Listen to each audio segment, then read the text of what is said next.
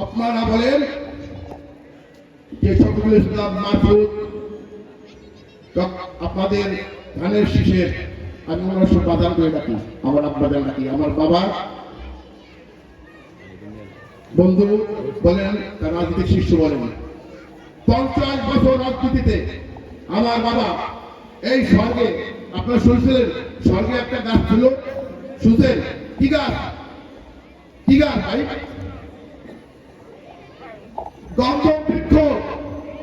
এই বাউফলের মাটিতে এক গন্ধম বৃক্ষ আমার বাবা রোপণ করে গেছেন, সেটা আল্লাহ তাআলা শহীদুল আলম তালুকদার। সেই বৃক্ষের গাছের ফলকে আমরা যুব সমাজ আজ ধ্বংসের মুখে। আমি চাবো না আমার সন্তান এই গাছের গন্ধম ফলের গাছকে তার জীবন নষ্ট করে দেয়।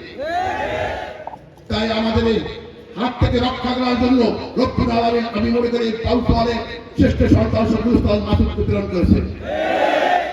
কথা কি মিথ্যা বলছে? তাহলে আমার সাথে আপনারা প্রতিজ্ঞাবদ্ধ হন, জালিমের প্রতি সবসময় সত্যের বিজয় হবে। 12 তারিখ থেকে দেখি হাতে গান, হাতে গান, মাশাআল্লাহ। 12 তারিখ সমস্ত জান ও মাল দিয়ে দাঁড়িপাল্লা শফিকুল ইসলাম মাসুদ ভাইয়ের ইনসাফের যে লড়াই, তার পূর্ণ বিজয় এনে দেব ইনশাআল্লাহ। হে রব্বুল আলামিন, আপনি আমাদেরকে কবুল করুন, আমিন। ভালো থাকবেন। আসসালামু আলাইকুম।